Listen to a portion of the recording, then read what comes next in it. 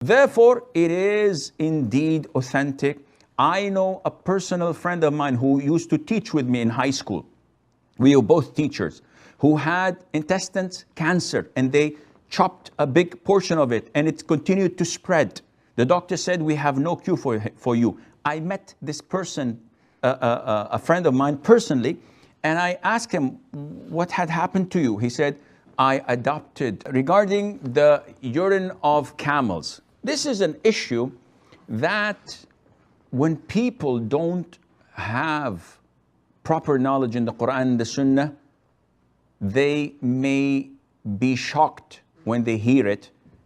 And unfortunately, this is one of the ways and means that Satan utilizes their ignorance into rejecting what is part of the deen.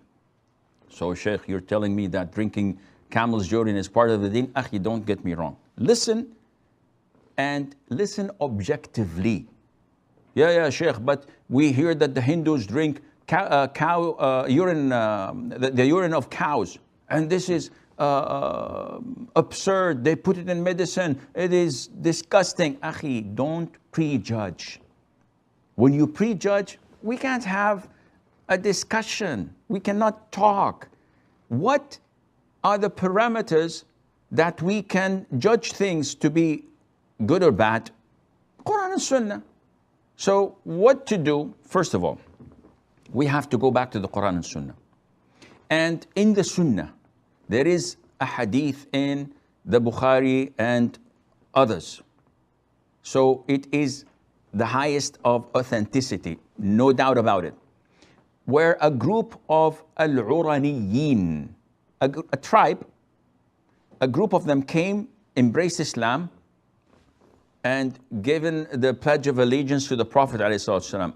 However, Medina was known that its environment, whoever comes from outside of it falls sick. So the moment they went in, they all fell sick. So as a means of treatment and healing, the Prophet ﷺ ordered them to go outside Medina skirts, the skirts of Medina, where the camels, the herd of camels of charity, of zakat, are in a sanctuary. No one comes in to kill or to hunt or to whatever. This is known for charity.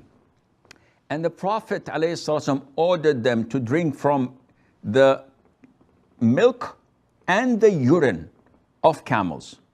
The hadith goes on to say, in a couple of weeks, they were fit to go.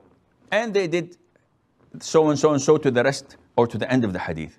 The point is that this is the teaching of the Prophet ﷺ for healing their illness. And the hadith is authentic. So now people, when they hear this, they're shocked. And they say, no, ahadith are not authentic. This is disgusting. This is not logical. Akhi, how would you know that it's logical or not? Don't you know that some medication, we use the venom of snakes and scorpions in them as a means of healing and cure? Would anybody consider this to be logic? If you bring someone and tell them, and they don't have any knowledge of medication, but they are complaining of stomachache, and the doctor says, I have to cut them open to get the tumor out, would that person allow it? He said, you're crazy. I have stomachache, but I'm not going to let you put the blade on my stomach and cut me open, because he doesn't have knowledge. So Muslims believe. This is their conviction. You like it, you don't like it, you're disgusted by it. Who cares? I believe in whatever the Prophet said, as long as the hadith is authentic. Now, these Muslims, so-called Muslims, once the medical researchers from Harvard or from Oxford or from Cleveland, Mayo Clinic or from wherever, comes to them, oh, wallah, this is wonderful. No, this is good scientific news. I accept it.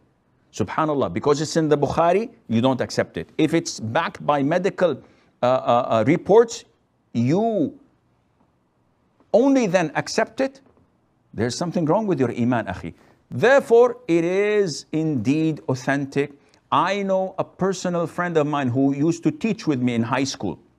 We were both teachers, who had intestines cancer, and they chopped a big portion of it, and it continued to spread. The doctor said, we have no cure for you. I met this person, a friend of mine personally, and I asked him, what had happened to you? He said, I adopted the milk and urine mixture, and for 5 months, every single day, I drink of it. And after 5 months, I went and did my medical, and the doctors were shocked. He said, all the cancer has disappeared. And he says, by Allah, for so many years now, I'm continuing to drink it, and I feel as strong as a bull. This is the grace of Allah Azza wa Jal. This is a personal friend of mine. I did not hear it from someone who heard it from someone. There are researchers on this, but I can lead a horse to water, and I cannot make it or force it to drink. I can tell you, but I cannot make you believe, and Allah Azza wa Jal knows best.